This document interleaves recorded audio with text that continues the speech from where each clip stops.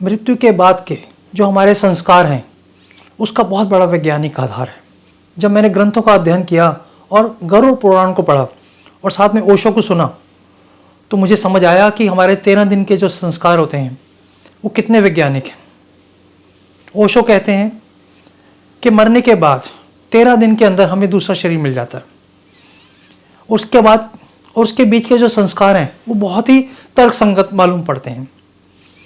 वो कहते हैं कि जब किसी की मृत्यु होती है तो वो आत्मा उस शरीर को तो छोड़ देती है लेकिन उस शरीर के आसपास ही रहती है और उसको नहीं पता होता कि आगे की यात्रा कैसे करनी है।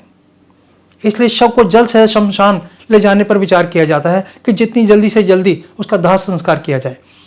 और तिब्बत में यह भी कहा जाता है कि हम ही तेरे को ना लेके जाएं शमशान, तू भी चल पड़। वो आत्माओं को इस तरह से संबोधित करते हैं।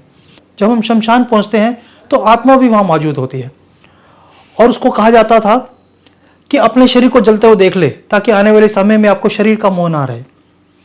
जब उसका शरीर जल जाता है तो उस आत्मा को पता होता है अब वापसी का कोई रास्ता नहीं, लेकिन उसकी अस्थियां वहां पर होती हैं। दूसरा वैज्ञानिक विचार जो आता है कि उसकी अस्थियों को चुनने का, उसकी अस्थियों को एकत्रित करके वहां रख दिया जाता है। अब उसको पता लगता है अब अस्थियां भी बंद हो गई, अब मेरी आगे की यात्रा होगी, लेकिन उसके अंदर भी कुछ ना कुछ शंकाएं होती हैं।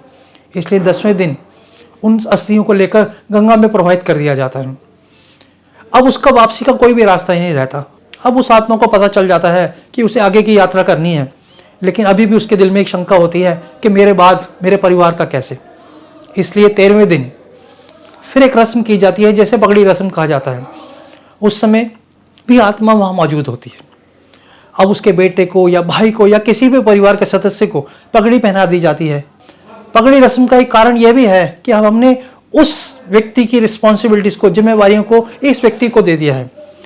अब वो आत्मा आगे की यात्रा करना चाहती है और वो निकलती है। इसलिए यह भी कहा जाता है कि अब रोना नहीं है, वो आत्मा आगे की यात्रा पे चली गई है। लेकिन उसके बाद कुछ समय बाद 15वें या 16वें दिन ब्राह्मण को खाना खिलाया जाता है। उसमें खीर परोसी जाती है, हलवा परोसा जाता है या कुछ मिष्ठान परोसा जाता है। अब उस आत्मा का दूसरी जगह जन्म हो चुका है, इसलिए उसके बस अब अपने काम धंधे पे लग जाते हैं। यानी कि चौथे दिन ही लोग अपनी दुकानों को खोल देते हैं, अपने ऑफिस जाना शुरू कर देते हैं और एक छिड़काव करके अपनी दुकान पर बैठना शुरू करते हैं। इसलिए हमारे शास्त्रों में जो भी मृत्यु के बाद के संस्कार हैं वो बहुत वैज्ञानिक हैं